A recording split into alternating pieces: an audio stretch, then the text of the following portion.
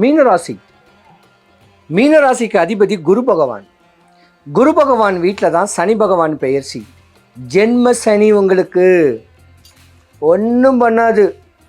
உச்ச நிலை. காரு, வீடு, பங்களா, சொத்து, சுகம் எல்லாம் உங்களுக்கு இனிமே தான் இந்த பயிற்சிக்கு அப்புறம்தான். ஆனால் ஆன்மீக தோரணையை பிடிச்சிக்கணும், ஆண்டவனுடைய அனுகிரகத்தை பிடிச்சிக்கணும். நிறைய இந்த மீன ராசியில் லா படிக்கிறவங்க நிறையா இருப்பீங்க. அரசியலில் பிரவேசம் பண்ணணும்னு சொல்லக்கூடியவங்க நிறையா இருப்பீங்க.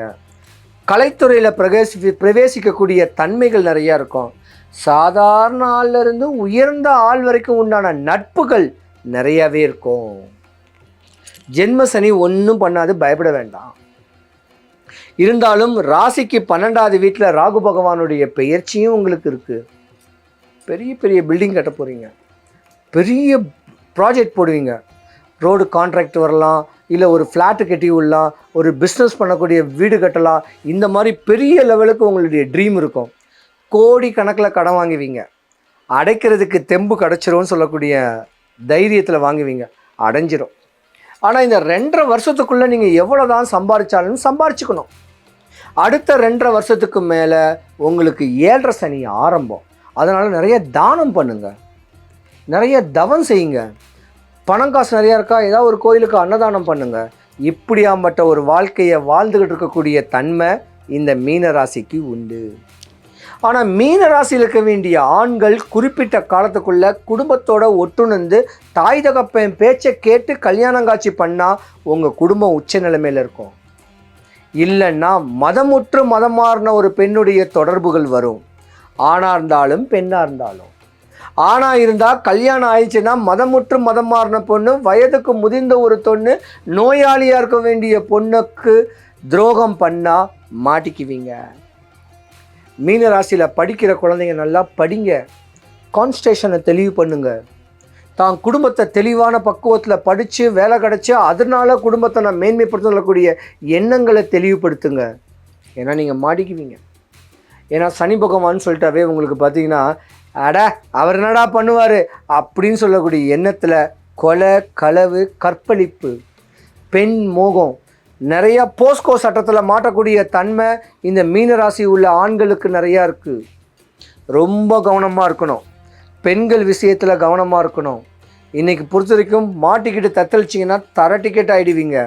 ஏன்னா சனி பகவான் உங்கள் ஜாதகத்தில் பலம் வாய்ந்து இருக்காரு, உடனே தண்டனை கொடுப்பாரு.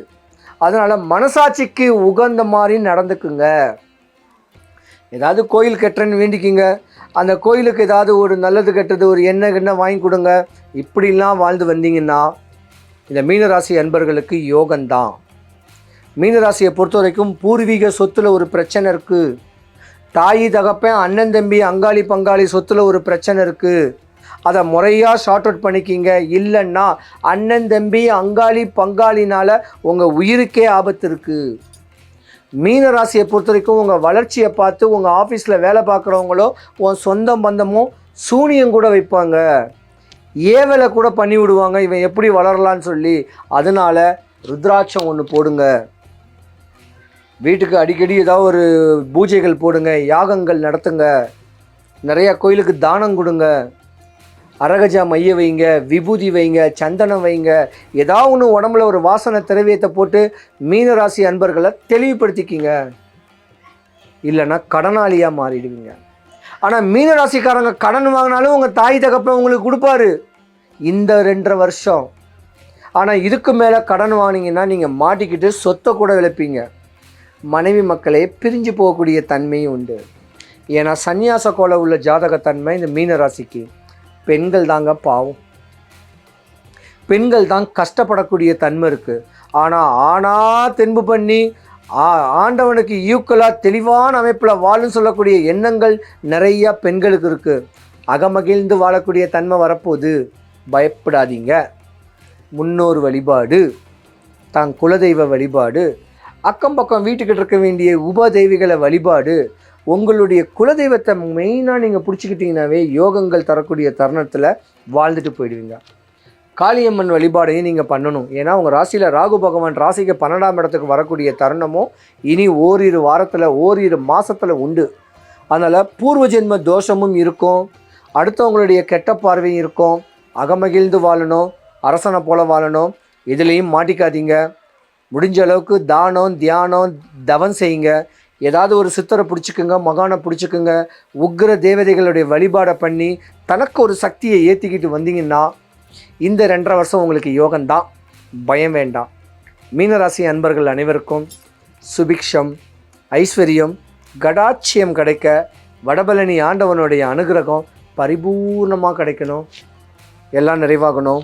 12 ராசிக்காரர்களுக்கும் இந்த 2025 சனீஸ்வர பகவானுடைய பெயர்ச்சி பொன்னும் பொருளும் அள்ளி கொடுத்து உங்கள் ஆசைகள் தேவைகள் பூர்த்தி பண்ணி கொடுத்து வாழ்க்கையில் வீணான விரயமாகாமல், நோய் நொம்பலத்துக்கு விரயமாகாமல், விபத்துக்களுக்கு விரயமாகாமல், சுபகாரியங்களுக்கு நல்ல விரயங்கள் ஆகி அதை திருப்பி கொடுக்க சக்திகள் கொடுக்க வடபழனி ஆண்டவனுடைய அனுகிரகம் 12 ராசிக்காரர்களுக்கும் நல்ல பலனையே கொடுக்கட்டும். சிவாய நம. சனி பகவான் ஒரு நீதிமான். நீதி நேர்மைக்கு ஆள்படக்கூடிய அற்புதமான ஒரு சக்தி வாய்ந்தவர். சூரியனே தப்பு பண்ணாலும் நீ தப்புன்னு சொல்லக்கூடிய தண்டனை கொடுக்கக்கூடியவர். அப்போ சனி பகவான் இந்த முறை பெயர்ச்சி பார்த்தீங்கன்னா கும்பராசியிலிருந்து மீன ராசிக்கு பெயர்ச்சி ஆகிறாரு. மீன ராசிக்கு அதிபதி குரு பகவான். நீதியா நாட்டாமையா தீர்ப்பு சொல்லக்கூடிய தன்மைகள் ஒரு சில ராசிகளுக்கு உண்டு. அரசியலில் உச்ச நிலைமையாக வரதுக்கு உண்டான ஒரு தன்மையும் சனி பகவான் உங்கள் ராசிக்கு ஒரு குறிப்பிட்ட ராசிக்கு மேன்மை தரப்போகிறாரு. வாதம், விவாதம், வம்பு, தும்பு, வழக்கு, சண்டைகளை சந்திக்கக்கூடிய அட்வொகேட்ஸுங்களுக்கு நல்ல யோகத்தை கொடுக்க போகிறாரு. பொருளாதாரத்தில் மேற்படக்கூடிய தன்மைகள் கொடுக்க போகிறாரு. சனி பகவானுடைய நட்சத்திரக்காரர்களுக்கும் இந்த முறை யோகங்கள் தரக்கூடிய தருணங்கள் வரப்போகிறாரு. சனி பகவானை பொறுத்த வரைக்கும் பார்த்தீங்கன்னா, நீ தப்பு பண்ணிட்டீன்னா உனக்கு உடனே தண்டனை. அரசன் அன்று கொல்லும், தெய்வம் இன்று கொல்லும் சொல்ல மாதிரி இன்றே உங்களுக்கு தண்டனை கிடச்சிரும். அதனால் முடிஞ்ச அளவுக்கு தவறுகள் செய்கிறத கொஞ்சம் அவாய்ட் பண்ணிக்கிங்க. மனசாட்சிக்கு உகாதமாக நடக்காதீங்க. மனசாட்சி மீறி தப்பு பண்ணிங்கன்னா மாட்டிக்குவீங்க. அது ஆணாக இருந்தாலும் சரி, பெண்ணாக இருந்தாலும் சரி.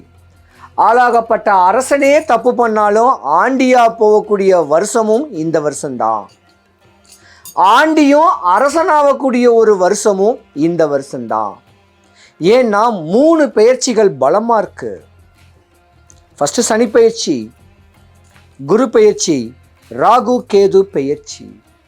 அப்போ சனி பகவான்கிட்டவே பயம். ஐயோ நம்மளுக்கு நோயை கொடுத்துருவாரு, பயத்தை கொடுத்துருவாரு, கடனாளி ஆக்கிடுவார். ஆமாம், சனி பகவான் சொன்னாவே நோய் தான். சனி பகவான் சொன்னாவே கடனாளி தான். கடனால எதிரியும் சத்ருவும் நோயும் இன்னலும் துன்பமும் வாதமும் விவாதமும் எலும்பு சம்பந்தப்பட்ட பிரச்சனையும் பல்லு சம்பந்தப்பட்ட பிரச்சனையும் காது சம்பந்தப்பட்ட பிரச்சனைக்கு நோய்க்கு அதிபதி சனி பகவான் தான். ஆக்சிடென்ட் ஆகுது பார்த்தீங்களா, பிரேக் ஃபெயிலியர், அந்த பிரேக்கு சனி பகவான். ஒரு வண்டி போயிட்டு இருக்குன்னா பிரேக் நிற்கலைன்னா எங்கேயாவது மோதிடும். அந்த மாதிரி தான் யார் எவருன்னு தெரியாமல் வீணான செலவு பண்ணி அடுத்தவன் சொத்து, அடுத்தவன் பொருள், அடுத்தவன் மனைவியை அபகரிச்சா சனி பகவான் உங்களுக்கு தண்டனையை கொடுத்துருவார். நல்லா படிக்கலாங்க, லா படிக்கலாம், எல்எல்பி படிக்கலாம், சாஃப்ட்வேர் இன்ஜினியர் ஆகலாம், கணினி சம்மந்தப்பட்ட வேலை பார்க்கலாம், கலைத்துறையில் பிரகாசிக்கலாம். இதுக்கு காரகத்தன்மையும் சனி பகவான் தான். முதிர்ந்த தோற்றத்தை கொடுக்கறதும் சனி பகவான் தான். அண்ணாமலையார் கிரிவல பாதையில் ஆண்டியாக இருந்து யாசகம் வாங்க வைக்கக்கூடியவரும் சனி பகவான் தான். அதனால் சனி பகவானை முறையாக வழிபட்டுக்குங்க. பயப்படாதீங்க. தவறு செஞ்சவன் தான் தப்பு பண்ணவன் தான் தண்டிக்கப்படுவான். அதனால் தப்பு பண்ணாதவங்க பயப்பட வேண்டாம். ராசியில் பொதுவாக ஒரு சில ராசிக்கு சனி பகவான் கெடுபலனே கொடுத்தாலும் அடுத்து வரக்கூடிய ராசிகளை உங்களுக்கு லாப பலனே கொடுக்க போகுது, ஒரு மன்னிப்பு தரப்போகுது. அதனால் பாவ மன்னிப்புங்க கேட்கக்கூடிய தன்மைகள் சொல்கிறேன்ல, அந்த மாதிரி அவங்கவுங்க தெய்வத்தை முறையாக வழிபட்டுவாங்க. சனி பகவானை பொறுத்த வரைக்கும் பார்த்திங்கன்னா இந்த வருஷம் யோகமே தரப்போகுது. ஜோசின்னு சொல்கிறவங்க, குறி சொல்கிறவங்க, அருள்வாக்கு சொல்கிறவங்க, அர்த்த நாரி சொல்லக்கூடிய திருநங்கைகள், இவங்களுக்கெல்லாம் யோகம். அதனால் முடிஞ்ச அளவுக்கு இறைவனுடைய அனுகிரகத்தோட பக்குவம் பண்ணிட்டு போனீங்கன்னா சனி பகவான் உச்ச நிலைமைக்கு கொடுப்பாரு. சாதாரண வேலை பார்க்குறவனும் மேன்மை அடையக்கூடிய தருணம் உண்டு. சனி பகவான் பொதுவாக நன்மையவே செய்ய போகிறாரு. நீ என்ன தொழில் இருக்கியோ, என்ன ஜீவனாம்சம் பண்ணுறியோ, அந்த ஜீவனாக்கம் காரகனாகவும் இருப்பார், தொழில் காரகனாகவும் இருப்பார். அப்போ அந்த தொழிலில் முன்னேற்றம் அடையிறதுக்கு உண்டான ஒரு வழிமுறையை பாருங்கள்.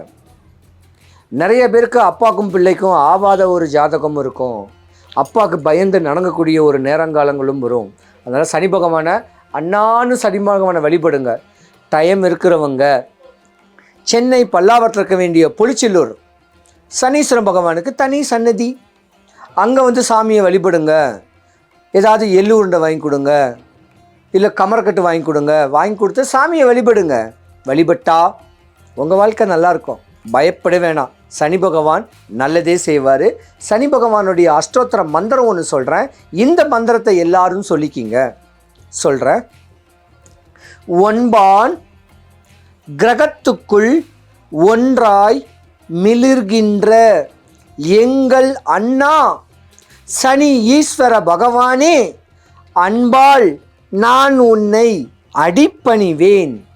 என்பால் நான் அடைந்த துன்பங்கள் போய் இருள் அகற்றி எனக்கு இந்த வருடம் தூய நலம் திகழ எனக்கு இன்றே தருவாய் அருள்.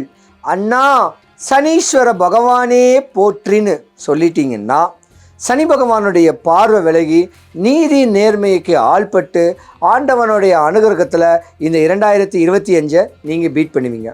12 ராசிக்காரர்களுக்கும் சனி பகவான் பல சுபகாரியங்களையே கொடுத்து வாழ்க்கையை மேன்மை அடைகிறதுக்கு பொலிச்செல்லூர் சனீஸ்வர பகவானுடைய அனுகிரகம் உங்கள் எல்லாருக்கும் பரிபூர்ணமாக கிடைக்கட்டும். சிவாய நம.